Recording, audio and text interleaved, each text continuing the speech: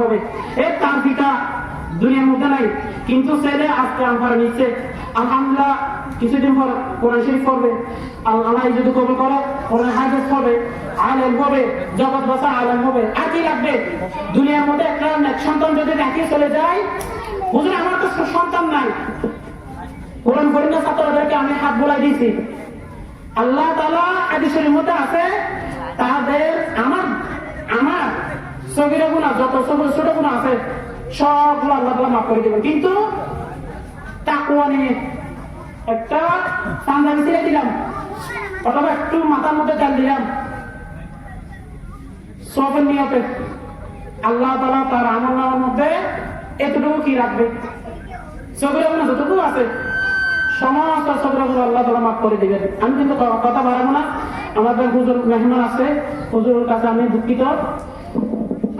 হুজুরে এই 7 জন ছাত্রদেরকে সবক প্রদান করবেন।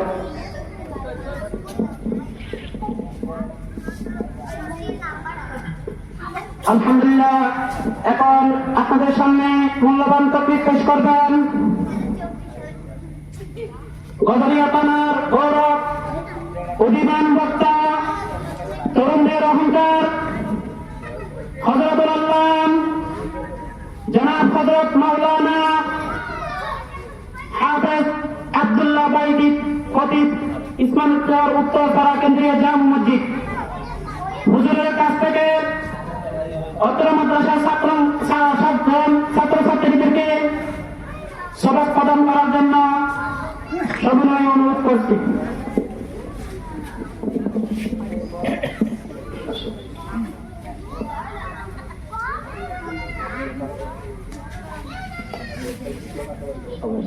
সূরা ফাতিহা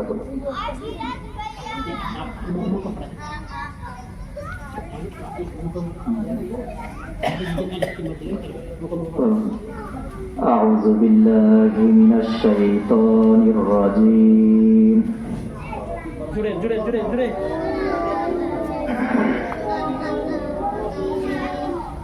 بسم الله الرحمن الرحيم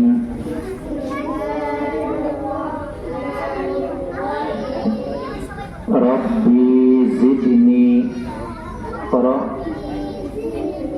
علما ربي زدني علما رب اشرح لي صدري ويسر لي أمري واحلل عقدة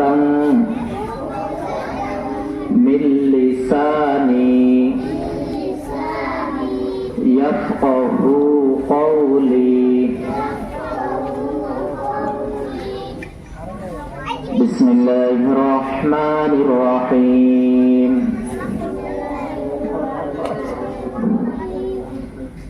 الحمد لله رب العالمين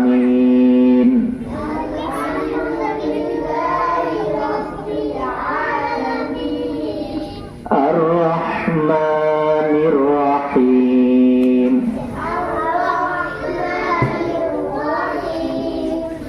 مالك يوم الدين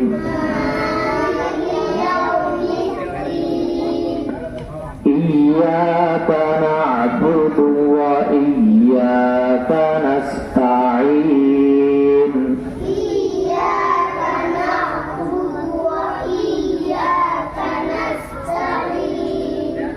اهدنا الصراط المستقيم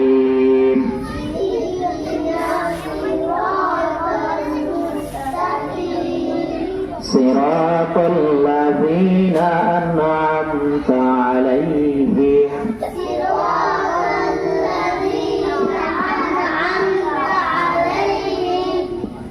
غير المغضوب عليهم ولا الضالين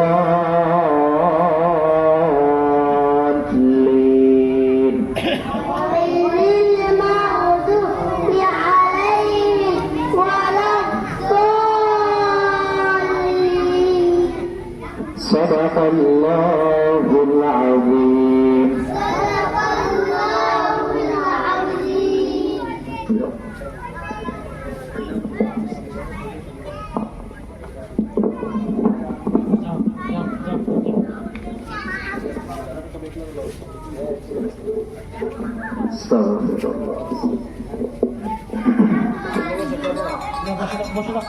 বসো, তোমরা বসো।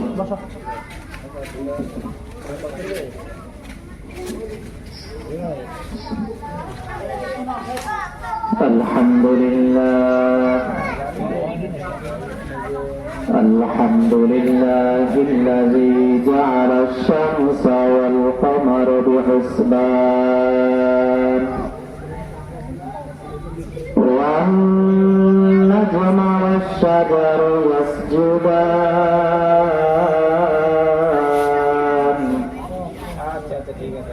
وفضل زمانا على زمان كما فضل مكانا على مكان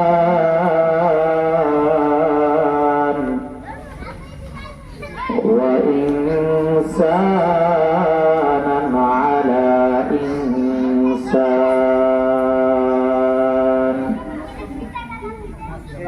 ونشهد أن لا إله إلا الله وحده لا شريك له.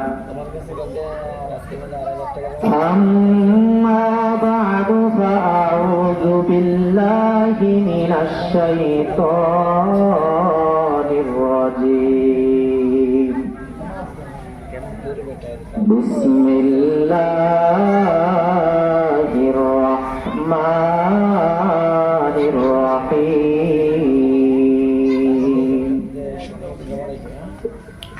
ومن يطع الله ورسوله فأولئك مع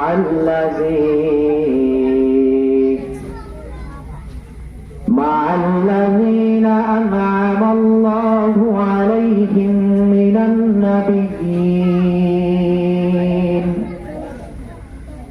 النبيين والصديقين والشهداء والصالحين وحسن أولئك رفيقا. قال النبي صلى الله عليه وسلم بين العبد وبين الكفر ترك الصلاة أو كما قال عليه الصلاة والسلام. صدق الله العظيم وصدق رسوله النبي الكريم ونحن على ذلك من الشاهدين والشاكرين والحمد لله رب العالمين. সকলে দরুদ শরীফ পড়ুন। اللهم صل على محمد وعلى آل محمد كما صليت على إبراهيم وعلى آل إبراهيم إنك حميد مجيد. اللهم بارك على محمد وعلى آل محمد كما باركت على إبراهيم وعلى آل إبراهيم إنك حميد مجيد. रहे मेरे मस्कन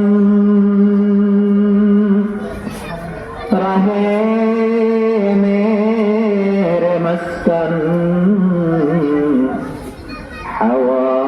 हवाली काबा बने मेरे मदफन दियारे मदीना वला वला बिकमालिही कशफत दुजा बिजमालिही हसनत जमीउ खिसालिही सल्लु अलैहि व आलिहि ला इलाहा जोरे ला इलाहा इल्लल्लाह ला इलाहा इल्लल्लाह ला इलाहा इल्लल्लाह ला इलाहा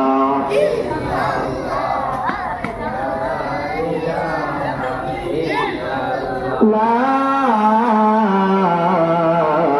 इलाहा इल्लल्लाहु मुहम्मदुर रसूलुल्लाह सल्लल्लाहु अलैहि वसल्लम मन्ना गुनजुम दर ज़मीन व आसमान मन्ना गुनजुम दर ज़मीन व आसमान लेके गुनजुम दर तलब मोमिना मरण থেকে যতই পালাও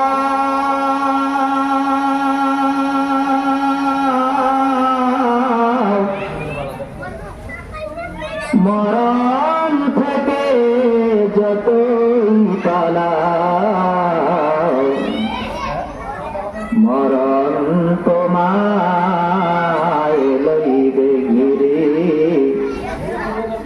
যদিও সুদূর আকাশ পানে পালাও সেথায় লাগিয়ে শিরে নদী পথে নৌকা চালাও ওহে মাঝি ভাই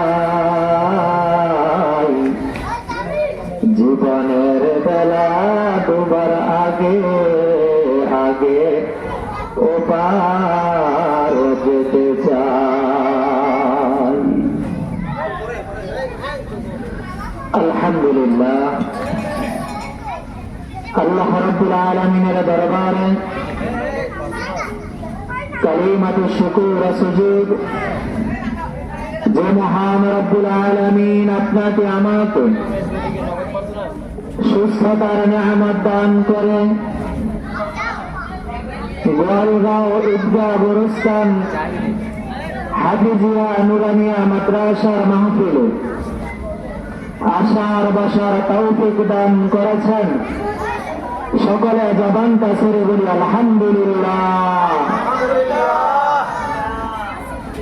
আলহামদুলিল্লাহ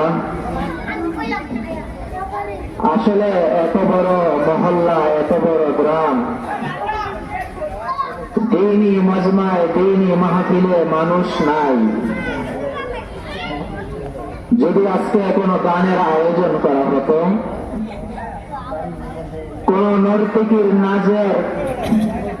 নাচের আয়োজন করা হতো কাউকে দাওয়াত দেওয়া লাগতো না এরকম একটা মাঠ ভরেও আরো পিছনে মানুষ দাঁড়িয়ে থাকতো কি বলেন ঠিক কিনা আমলের প্রতি আমাদের কোনো মায়া মোহাব্বত নাই আগের জামানার মানুষ তাদের আমলের প্রতি তাদের কি পরিমাণ মায়া ছিল কি পরিমাণ মোহাব্বত ছিল কবরের আযাবের প্রতি তাদের কি পরিমাণ ভয় ছিল আল্লাহ রাব্বুল আলামিনের প্রতি তাদের কি পরিমাণ ভয় ছিল ছোট্ট একটি ঘটনা বলে আমি আমার আলোচনার মধ্যে যাব ইনশাআল্লাহ। কোন একজন বুজুর্গ 40 বছর পর্যন্ত মক্কাতুল মুকাররমা মদিনাতুল মুনাওয়ারা জিয়ারতে গিয়েছেন। 40 বছর পর্যন্ত তিনি হজ করেছেন। 40 বছর হজ করেছেন। লাব্বাইক আল্লাহুম্মা লাব্বাইক লা শারীকা লাকা লাব্বাইকের ধ্বনি দিয়ে হাজীদের সঙ্গে আসমান জমিন মুখরিত করেছেন। 40 বছর পর্যন্ত আল্লাহর বান্দা লাব্বাইক বলেছেন। আল্লাহ তাআলা রব্বুল আলামিনের পক্ষ থেকে আওয়াজ আসতেছে, লা লাব্বাইক লা লাব্বাইক। বান্দা আমি তোর লাব্বাইক কবুল করব না। বান্দা আমি তোর লাব্বাইকের প্রতি সন্তুষ্ট না। বান্দা আমি তোর লাব্বাইক আমি আর শুনতে চাই না। সঙ্গে ছিল নাতি, বৃদ্ধ, মুরব্বী। নাতি বলতেছেন, দাদা এই যে তুমি লাব্বাইক বলতেছো, আল্লাহ রাব্বুল আলামিন তো তোমার লাব্বাইকের জবাব দিতেছে না। আল্লাহ রাব্বুল আলামিন বলতেছেন, লা লাব্বাইক বান্দা, আমি তোর লাব্বাইকের প্রতি খুশি না। আমি তোর লাব্বাইকের প্রতি সন্তুষ্ট না। মুরব্বী দাদা নাতিকে ডাক দিয়ে বলতেছেন, নাতি আমার, তুমি কয় বছর ধরে লাব্বাইকের আওয়াজ পাইতেছ? আমার রব যে আমার লাব্বাইক যে ফেরত দিতেছেন কয় বছর? নাতি ডাক দিয়ে বলতেছেন, দাদা আমি এই বছর তোমার সঙ্গে আসছি, এই বছরই রব্বে কারীম যে তোমার লাব্বাইকের প্রতি সন্তুষ্ট না, আমি এই বছরই শুনতেছি।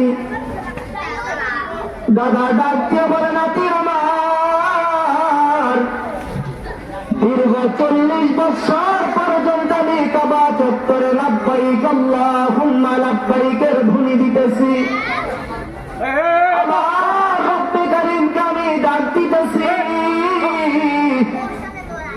ও নাতি আমার, 40 বছর পর্যন্ত আমার রব আমাকে বলতেছে, লা লাব্বাইক লা লাব্বাইক বান্দা, আমি তোর ডাকের সাড়া দেব না, আমি তোর লাব্বাইকের প্রতি সন্তুষ্ট না। নাতি ডাক দিয়ে বলতেছে, দাদা আল্লাহ তো তোমাকে সোজা বলে দিয়েছে, সরাসরি বলতেছে, বান্দা আমি তোর লাব্বাইকের প্রতি সন্তুষ্ট না।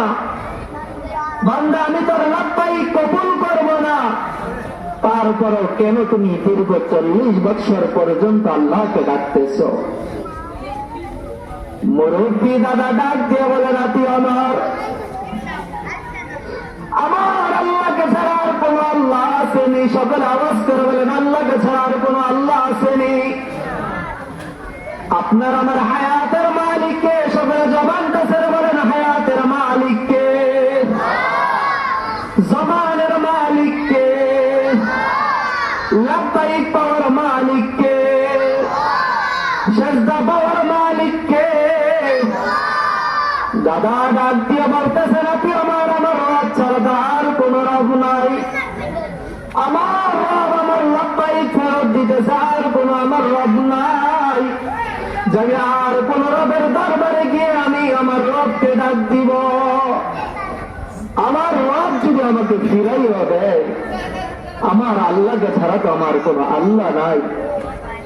আমার গুনাহ মাফ করনেওয়ালা তো আর কেউ নাই। আমার সেজদা পানেওয়ালা তো আর কেউ নাই। আমার সেজদা জানি যে কেউ কোনো একজনকে করবো, আমার রব ছাড়া তো আর কেউ নাই। আমার রব যদি আমার প্রতি অসন্তুষ্ট হয়, আমার রবের দরবারে আমাকে হাজিরা দিতে হবে। আমার রব যদি আমার লাব্বাইক ফেরত দেয়, তারপরে আমার রবের দরবারে আমাকে লাব্বাইক দিতে হবে। এমন সময় আল্লাহ রাব্বুল আলামিন কুদরতি ভাবে ডাক দিয়ে বলতেছেন, ও আমার বান্দা, দীর্ঘ 40 বছর তোকে তোর লাব্বাইক আমি ফেরত দিলাম। দীর্ঘ 40 বছর আমি তোর লাব্বাইকের উপর নারাজ ছিলাম।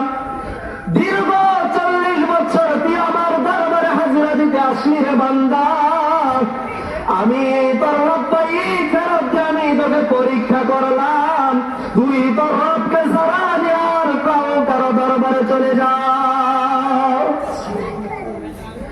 বান্দা আমি তোকে দীর্ঘ 40 বছর তোকে ফেরত দিয়ে দিই, লা লাব্বাইক লা লাব্বাইক লা লাব্বাইক, তুই যতবার লাব্বাইক আল্লাহুম্মা লাব্বাইক বলেছিস আমি প্রত্যেকবার তোর ডাকের জবাব দিয়েছি লা লাব্বাইক।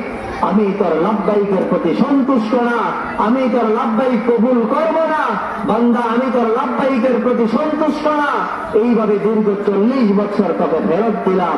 দীর্ঘ 40 বছর তুই আমার কাবা চত্বরে এসে তুই আমার দরবারে হাজিরা দিলি। বান্দা তুই মাজারে গেলি না, বান্দা তুই তোর কোনো বাবার দরবারে গেলি না, তুই কারো দরবারে গিয়ে তুই সন্তান চাইলি না, তুই কারো দরবারে গিয়ে গুনাহ মাফ চাইলি না, তুই এক রবের দরবারে বান্দা পড়ে রইলি। বান্দা আসমান জমিনকে সাক্ষী রেখে, আসমানের সমস্ত ফেরেশতাদেরকে সাক্ষী রেখে, বান্দা আমার এই কাবা চত্বরের সমস্ত হাজীদেরকে সাক্ষী রেখে আমি বলতেছি বান্দা আমি তোর লাব্বাইক আজকে কবুল আর মঞ্জুর করে নিলাম। সকলে বলেন না সুবহানাল্লাহ। দীর্ঘ 40 বছর লাব্বাইকের ডাক দিয়েছে, লাব্বাইক ফেরত দিয়েছে, তারপর আল্লাহর বান্দা কোন বাবার দরবারে যায় নাই, তারপর আল্লাহর বান্দা কোন মাজারে যায় নাই, তারপর আল্লাহর বান্দা কোন দরগায় যায় নাই, তারপর আল্লাহর বান্দা আল্লাহর ঘর কাবা ছাড়ে নাই। আপনার আমি যদি হইতাম জীবনে জিন্দিগিতে কোনদিন আল্লাহকে একটা ডাকও দিতাম না। কি বলেন ঠিক কিনা? সকলে আগে আগে বসেন, খালি জায়গা পূরণ করে নিন। লা ইলাহা ইল্লাল্লাহ, লা ইলাহা ইল্লাল্লাহ, লা ইলাহা ইল্লাল্লাহ, লা ইলাহা ইল্লাল্লাহ। সকলে আগে আগে আছে, সামনে আসি। লা ইলাহা ইল্লাল্লাহ, লা ইলাহা লা ইলাহা ইল্লাল্লাহু মুহাম্মাদুর রাসূলুল্লাহ সাল্লাল্লাহু আলাইহি ওয়াসাল্লাম। ও ঈমানদার মুসলমান আল্লাহর গোলাম, ও নবীর উম্মতের দল, ও যুবক ভাইয়েরা আমার, মুরব্বী বাবারা আমার, ও পর্দানসীন মা বোনেরা, বলতেছিলাম হাজী সাহেব দীর্ঘ 40 বছর লাব্বাইকের ধ্বনি দিয়েছেন। আল্লাহ রাব্বুল আলামিন তার বান্দার লাব্বাইক ফেরত দিয়েছেন। এক পর্যায়ে আল্লাহর বান্দা আল্লাহর কুদরতি কদম না ছেড়ে যখন রব্বে করিমের কুদরতি কদম ধরে ধরে চোখের পানিগুলা ছেড়ে দিয়ে যখন রব্বে করিমকে ডাক দিয়ে বলেছেন, ও রব্বে করিম আল্লাহ তুমি যদি আমাকে ফেরত দাও, ও মাবুদ আরশ আজিমের মালিক আল্লাহ, ও মালিক আমি ছাড়া তো তোমার বান্দার অভাব নাই, কিন্তু তুমি ছাড়া তো আমার আর কোন রব নাই। তুমি যতই আমাকে ফেরত দাও না কেন রে মালিক, তারপর আমি তোমার কুদরতি কদম ছাড়ব না। আল্লাহ ওই সময় কি করতেছেন? আল্লাহর বান্দাকে কুদরতি ভাবে জবাব দিতেছেন, বান্দা আর কান্দিস না, দীর্ঘ 40 বছর তুই কান্নাকাটি করেছিস, আজকে আমি আসমান জমিনকে সাক্ষী রেখে, আসমানের সমস্ত ফেরেশতাদেরকে সাক্ষী রেখে, কাবা চত্বরের সমস্ত হাজীদেরকে সাক্ষী রেখে আমি বলতেছি বান্দা আমি তোর লাব্বাইক কবুল আর মঞ্জুর করে নিলাম, আর সাথে সাথে তোর হায়াতে জিন্দেগির গুনাহ কথাগুলো মাফ করে আমি তোর নামটা জাহান্নামের আসামীদের নাম থেকে মুক্ত করে জান্নাতীদের খাতায় তোর নামটা উঠাইয়া নিলাম। সকলে বলেন না সুবহানাল্লাহ। আপনার আমি কি কোনদিন এরকম আওয়াজ পাইছি বান্দা তোর নামাজ কবুল করিনি? পাইছি? অথবা এরকম কোন আওয়াজ পাইছি বান্দা তোর নামাজ আমার পছন্দ হয়েছে, বান্দা তোর ডাক আমার পছন্দ হয়েছে, বান্দা তোকে আমি মাফ করে দিলাম, এরকম কোন আওয়াজ পাইছি? কোন আওয়াজ পাই নাই। নিজের হায়াতে জিন্দেগির পিছনের দিকে যদি লক্ষ্য করি বাবা, তাকাইয়া দেখেন গোটা হায়াতে জিন্দেগি গুনাহের মাধ্যমে বরবাদ করে ফেলেছি। গোটা হায়াতে জিন্দেগিতে নাফরমানি ছাড়া আর কিছুই নাই। যাই কিছু ইবাদত করি না কেন, তারপর আমরা লোক দেখানো ইবাদত করি আল্লাহকে রাজি আর খুশি করার জন্য। মন খারাপ করার কিছু নাই। এই মজলিসের মধ্যে মানুষ যদি অল্প, মজলিসটা অনেক দামি বাবা। আল্লাহর হাবিব সাল্লাল্লাহু আলাইহি ওয়াসাল্লাম হাদিসের মধ্যে বলেছেন, ওই মজলিসটা দুনিয়ার মধ্যে সবচেয়ে বড় দামি বাবা, যে মজলিসের মধ্যে আল্লাহ আল্লাহর রাসূলের কথা হয়, যে মজলিসের মধ্যে কোরআনুল কারীমের তেলাওয়াত করা হয়, ওই মজলিসটার কোনো দাম নাই। যদি ওই মজলিসের মধ্যে হাজার হাজার লক্ষ লক্ষ মানুষ থাকে, ওই মজলিসের মধ্যে যদি আল্লাহ আল্লাহ রসুলের নামের উচ্চারণ করা না হয়, ওই মজলিসের মধ্যে যদি কোরআনুল কারীমের তেলাওয়াত করা না হয়, তারপরেও লক্ষ মানুষ থাকতে পারে, তারপরে ওই মজলিসের বিন্দু পরিমাণ দাম নাই। যদিও মজলিসটা ছোট, 10 জন 20 জন মানুষ যদি মজলিসের মধ্যে অপেক্ষা করে, মজলিসের মধ্যে যদি উপস্থিত থাকে, তারপরে ওই মজলিসটার অনেক দাম। যে মজলিসটার মধ্যে আল্লাহ আল্লাহ রসুলের কথা হয়, এই মজলিসটা সম্পর্কে আল্লাহ রসুল সাল্লাল্লাহু আলাইহি ওয়াসাল্লাম বলেছেন, তোমরা যারা দুনিয়ার মধ্যে থেকে জান্নাতের মধ্যে যাইতে চাও, তোমরা যারা দুনিয়ায় থেকে জান্নাতি মজলিসের মধ্যে বসতে চাও, তোমরা যারা দুনিয়ায় থেকে জান্নাতের নাজ নিয়ামত পাইতে চাও, ওই মজলিস গুলার মধ্যে চলে যাও, ওই মজলিস গুলার মধ্যে শামিল হয়ে যাও, ওই মজলিস গুলার মধ্যে অন্তর্ভুক্ত হয়ে যাও, যে মজলিস গুলার মধ্যে আল্লাহ আল্লাহ রসুলের আলোচনা করা হয়। হাজার মানুষ থাকতে হবে তা কোনো বিষয় না। হাজার মানুষ যদিও থাকে, আল্লাহ আল্লাহ আল্লাহ রসুলের আলোচনা যদি না হয়, ওই মজলিসটা দামি না। 2, 4, 5 জন মানুষও যদি থাকে, ওই মজলিসটার মধ্যে যদি কালামুল্লাহর তেলাওয়াত করা হয়, কোরআনের আলোচনা করা হয়, আল্লাহ ও আল্লাহ রসুলের আলোচনা করা হয়, ওই মজলিসটা আল্লাহ রসুল সাল্লাল্লাহু আলাইহি ওয়াসাল্লাম বলেছেন, দুনিয়ার মধ্যে ওই মজলিসটাই হলো জান্নাতের বাগান। শুধুই কি জান্নাতের বাগান বলে চুপ রয়েছেন? না না, এই মজলিসটা সম্পর্কে বলেছেন আল্লাহর হাবিব, এই মজলিসটার চতুর্দিকে রহমতের ফেরেশতারা বেষ্টনী দিয়ে রেখেছেন।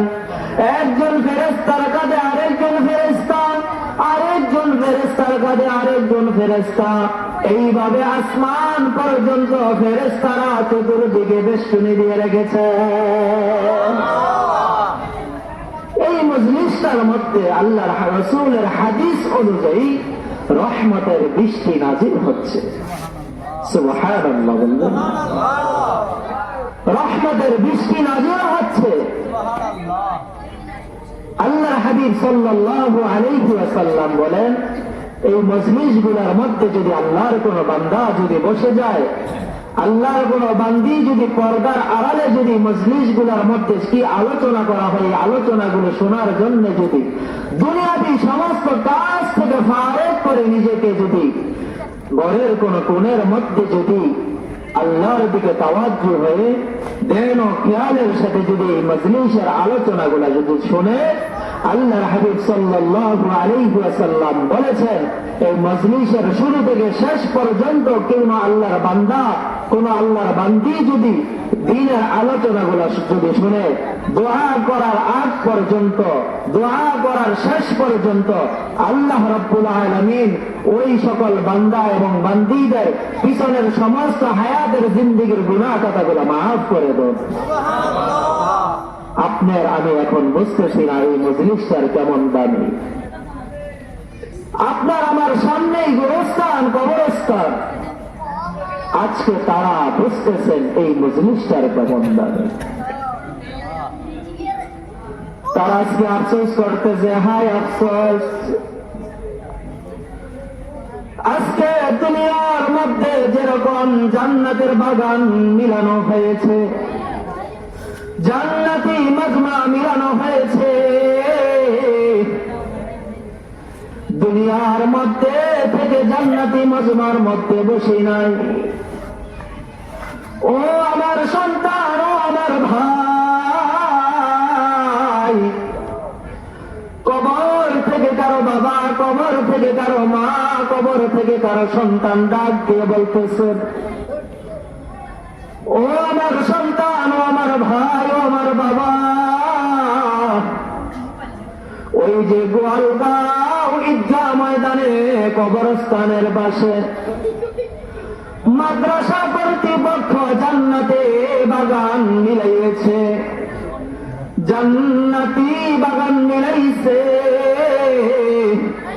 ওই জান্নাতি বাগানের মধ্যে বসে যাও, ওই জান্নাতি বাগানের মধ্যে যা কিছু আলোচনা হয় দিলের কান দিয়ে শোনো। যখন উম্মতের আলেমগণ আল্লাহ রাব্বুল আলামিনের কুদরতি দরবারে যখন মাপ চাইবে, চোখের পানি ফেলাইয়া রব্বে কারীমের কুদরতি কদমে যে যখন দুখানা হাত বাড়াইয়া দিবা, আল্লাহ রাব্বুল আলামিন তোমার গোটা হায়াতের জিন্দেগি মাফ করবে তো করবে। আজকে আমরা যারা তোমার মা, তোমার ভাই, তোমার বোন, তোমার সন্তান কবরের মধ্যে রয়েছি, আমাদের হায়াতের জিন্দেগির গুনাহ কথাগুলো মাফ করে দিবে। আজকে আমরা বুঝি না, আলেমদেরকে বন্ধু বানাইতে আপনার আমি রাজি না, উম্মতের আলেমদেরকে মোহাব্বত করতে আপনার আমি রাজি না, মাদ্রাসার ছাত্রদেরকে মোহাব্বত করতে রাজি না। মোহাব্বত করি কাদেরকে?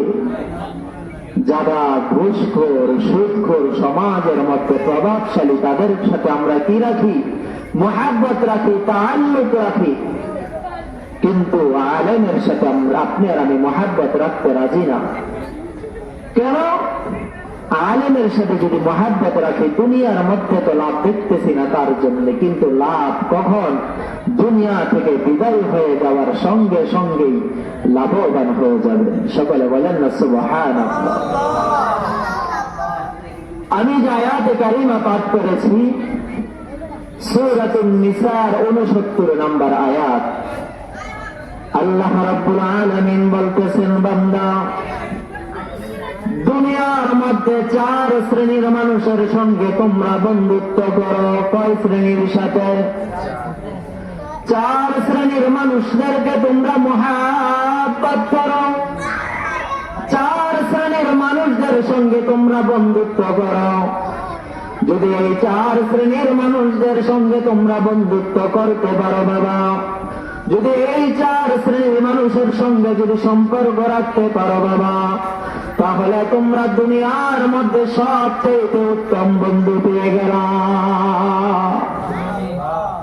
1 নাম্বার হলো নবীগণ। 1 নাম্বার কি? নবীগণ। নবীদেরকে মোহাব্বত করা, নবীদের সুন্নাত, নবীজির সুন্নাত দেহের মধ্যে ফিট করা, নবীদের সঙ্গে মোহাব্বত করবেন। 2 নাম্বার হলো সিদ্দিকগণের সঙ্গে মোহাব্বত রাখা, সিদ্দিকগণের সঙ্গে মোহাব্বত রাখা। 3 নাম্বার হলো শহীদগণের সঙ্গে মোহাব্বত রাখা। 4 নাম্বার হলো সালেহিনদের সাথে মোহাব্বত রাখা, সত্যবাদীদের সঙ্গে মোহাব্বত রাখা, আলেমদের সঙ্গে মোহাব্বত রাখা, আল্লাহওয়ালাদের সঙ্গে মোহাব্বত রাখা। যদি এই 4 শ্রেণীর মানুষদের সঙ্গে যদি আপনার আমি যদি মোহাব্বত রাখতে পারি, এই 4 শ্রেণীর মানুষদের সঙ্গে যদি আপনার আমি যদি বন্ধুত্ব করতে পারি, আল্লাহ রাব্বুল আলামিন বলতেছেন, বান্দা ও বান্দি, তোমরা উত্তম বন্ধু পাইলা। তোমরা হাসরের ময়দানে যখন মা তার সন্তানকে চিনবে না, বাবা তার সন্তানকে চিনবে না, যখন ভাই তার ভাইকে চিনবে না, ওই দিন এই 4 শ্রেণীর বন্ধু তোমাদের কাজে লাগবে। ওই দিন এই 4 শ্রেণীর বন্ধু আপনার আমার কাজে লাগবে।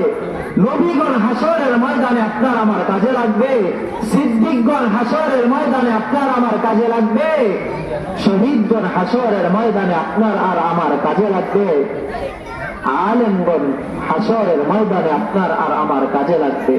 আলেমদের সঙ্গে মুহাব্বত করতে রাজি না, শুধু আসি পিছনে পিছনে কিভাবে গীবত করবো, কিভাবে শিকায়ত করবো।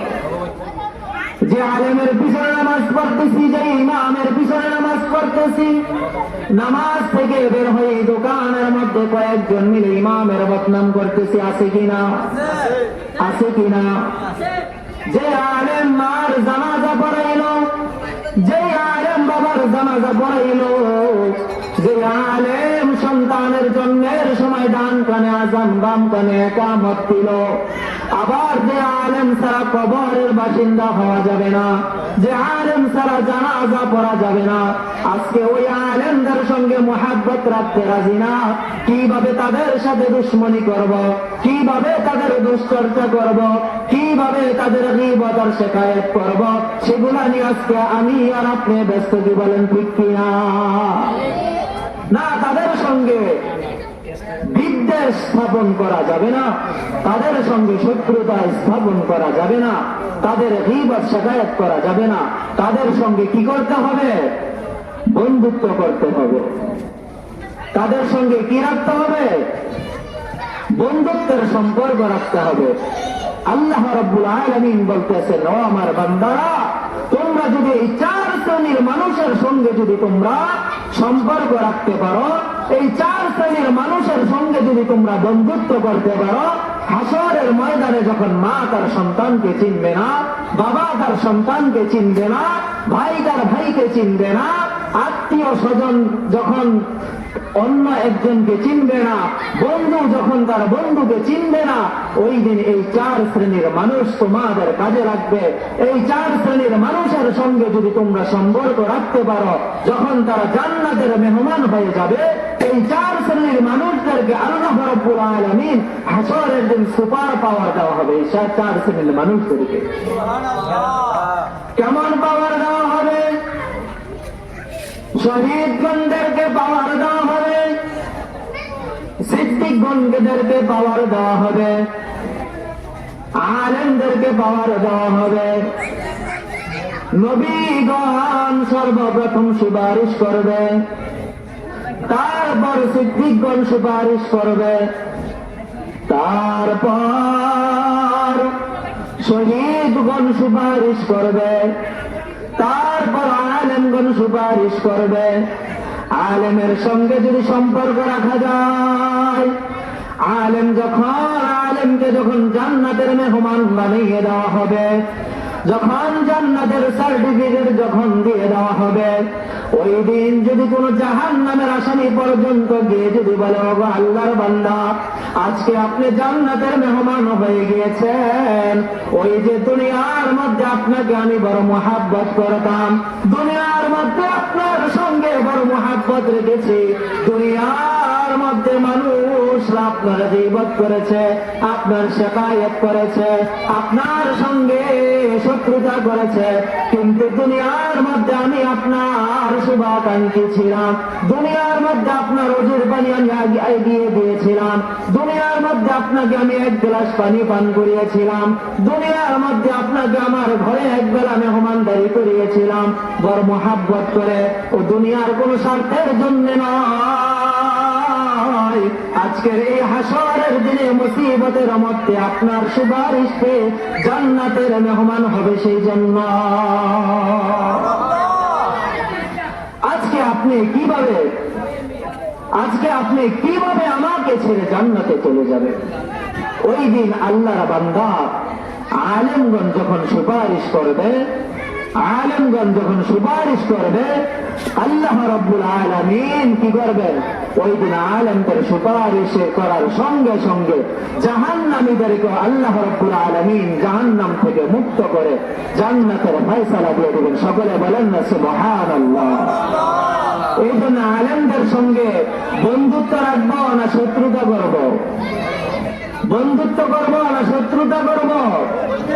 মাদ্রাসার ছাত্রদেরকে মহাব্বত করব নাকি শত্রুতা করব? মাদ্রাসার সঙ্গে আপনার আমি মহাব্বত রাখবো নাকি শত্রুতা করব? মহাব্বত রাখবো। মসজিদ হলো আল্লাহর ঘর, মাদ্রাসা হলো আল্লাহর নবীর মুহাম্মদ আরবি সাল্লাল্লাহু আলাইহি ওয়াসাল্লামের ঘর।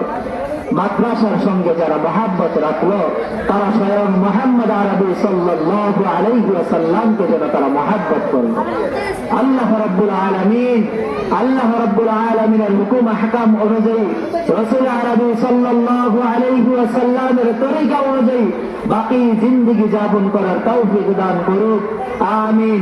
ওয়া আখিরু দাওয়ানা আনিল হামদুলিল্লাহি রাব্বিল আলামিন।